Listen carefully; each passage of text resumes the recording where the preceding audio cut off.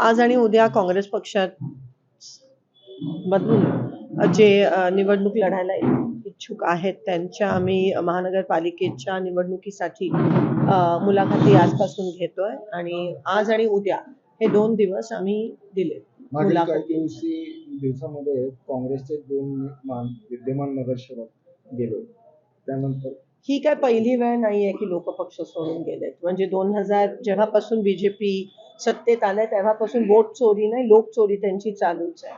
आणि मला या गोष्टीचं आश्चर्य वाटतोय की केंद्रात आणि राज्यात त्यांची सत्ता असूनही, अमाप पैसे असूनही, साम दाम दंड सगळे असूनही त्यांना नगरसेवक साठी उमेदवार मिळत नाहीत, ही आश्चर्याची बाब आहे. आणि त्यांना काँग्रेसचे उमेदवार पळून घेऊन जावे लागतात, ही मला कीव येते आणि आश्चर्यचकित मी त्यावर येते की त्यांना आमचे उमेदवार लागतात. सत्तेत असताना सुद्धा त्यांच्याकडे उमेदवार नाही आहेत. ही अतिशय लाजिरवाणी बाब आहे त्यांच्यासाठी. आणि मला असं वाटतं की जे गेलेत सोडून, पक्ष सोडून, आधी जे गेलेत पक्ष सोडून, त्यांचं काय झालंय हे तुम्हाला दिसतंय. मला तुम्हाला ते सांगण्याची गरज नाहीये. आणि काँग्रेस मुक्त भारत करणारे जे आहेत, जे फुशारक्या मारतायत, ते आज काँग्रेस युक्त बीजेपी करतायत, ह्याचा मला कुठेतरी आनंद होतोय. भाजपा नेत्यांचं असं म्हणणं होतं की काँग्रेसला उमेदवार सुद्धा मिळणार नाही, पण ऐकतो बघतोय आणि मोठा रिस्पॉन्स मिळतोय. काय सांगाल की? आणि आमचे उमेदवार ते घेऊन चाललेत, म्हणजे हे स्पष्ट आहे की कोणाला मिळत नाहीये, हे स्पष्ट आहे. सत्ता संपत्ती आणि सगळ्या यंत्रणेचा नगरपालिकेमध्ये घवघवीत असं यश मिळालं नाही. हे तुम्ही बघता की काल जे सोलापूर जिल्ह्यात घडलं की धाडकन तोंडावर पडले भाजपच्या विरोधात जेवढे पक्ष एकत्र झालेले, मग ते आघाड्या असतील, तीर्थक्षेत्र विकास आघाडी असेल किंवा त्यांच्या 2 कुबड्या असलेले पक्ष आहेत, त्यांनी ते सत्तेत आलेत, पण भाजप ही तोंडावर पडले. एक अहंकार जो आहे तो लोकांना बरोबर कळत असतो. जसं मी म्हणाली, जे पक्ष सोडून जातात त्यांची काय परिस्थिती दुसऱ्या पक्षात झाली आहे, सोलापूरच घ्या तुम्ही. मला कोणाची नावं घ्यायची नाहीत, पण तुम्हाला दिसतं आणि जनतेला बरोबर कळत असतं. आज कोणतं आमिष दाखवून भाजप, किती पैशांचा आमिष दाखवून, सगळा काही आपल्या देशात पैशांचा खेळ नसतो आणि हे लोक बरोबर त्यांची जागा नेते मिळवण्यात ते यशस्वी झाले, पण कार्यकर्त्यांचं मत मिळवण्यात ते अपयशी ठरले असं म्हणायचं नाही. 100% तुम्ही लोकसभा पण बघा, वन साइड झालेलं महाविकास आघाडीला. त्याच्यानंतर मॅन मशिनरी आणि मनी, ह्या सगळ्या गोष्टीचा वापर करून ते सत्तेत आले. ती काय विधानसभा निवडणूक भाजप सत्तेत आली नाही, ते वोट चोरी, लोक चोरीच्या माध्यमातून हे सगळे फेक निवडून आलेले खरं तर आमदार आहेत. आणि त्याच्यानंतर तुम्ही बिहार बघा, बिहारचं उदाहरण घ्या, सगळीकडे आपल्याला हे दिसून येतं. कालच्या निवडणुकीत पण काही ठिकाणी जिथे आमचे उमेदवार जास्त होते तिथे त्यांनी परत वोटिंग घेतलं आणि जेव्हा आमचे उमेदवार घरी गेले आणि तेव्हा त्यांनी ते मॅनिप्युलेट केलं रिकाउंटिंग मध्ये.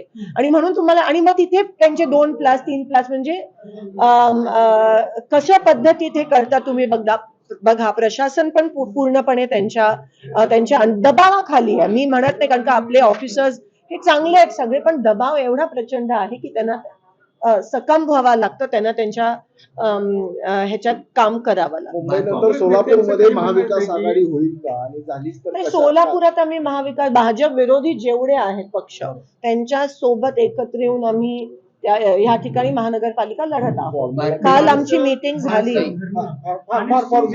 याच्यामध्ये खूप मोठा फरक आहे. बाळसं धरणं आणि सूज येणं फरक आहे. सूज आलेले भविष्यामध्ये मात्र ते उतरेल आणि बाळसा हा वेगळा प्रकार आहे. नाही, नक्कीच. मी तुम्हाला म्हंटल की अहंकार जो आहे, त्यांना वाटतं कोणालाही विकत घेऊ शकतात, काहीही विकत घेऊ शकतात. हा जो त्यांचा विचार करण्याची क्षमता इथून दिसून येते की ते किती अहंकारी असतील किंवा किती मटेरियलिस्टिक ज्याला म्हणतात असतील, की सगळ्या गोष्टी पैशाने विकत आपण घेऊ शकत नाही. आणि तुम्ही बघा, थोडे दिवस आता राहिलेत, आता हा कुठेतरी वर गेल्यावर जो खाली येतोय तो त्यांचा सुरू झालाय.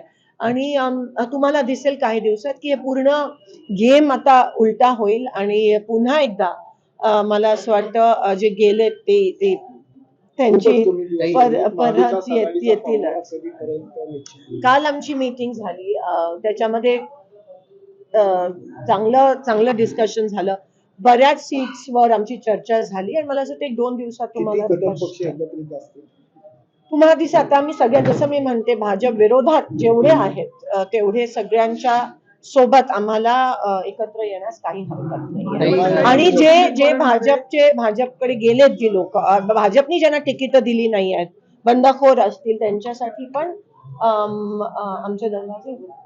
ताई, जे भारतीय जनता पार्टीतले दिग्गज आहेत त्यांना तिकीट आवडलं समजा आणि ते काँग्रेसकडे मी बोलली, आमचे दरवाजे उघडेच आहेत.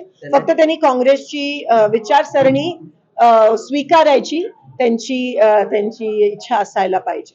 एमआयएम आणि वंचित घटक पक्ष म्हणजे महाविकास आघाडीत सोबत आहे. अजून ती चर्चा त्या ठिकाणी चालू आहे. जे मी म्हणाली, बीजेपीच्या विरोधात इकडे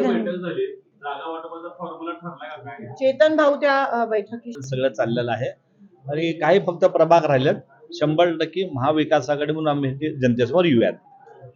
आणि जे आमचे काही आपले गेले असतील, सगळ्यांना ते तिकीट मिळणं शक्यच नाहीये. आणि ते काय करतात आता बघूया, ते काय करतात. त्यांच्यामध्येच एवढं लागलंय, तुम्हाला दिसतंय. आज त्यांच्यात एवढे नेते आहेत आणि इगोचा खूप मोठा प्रॉब्लेम झालाय त्यांच्या पक्षात. कोण कोणाचं काय ताळमेलच नाहीये.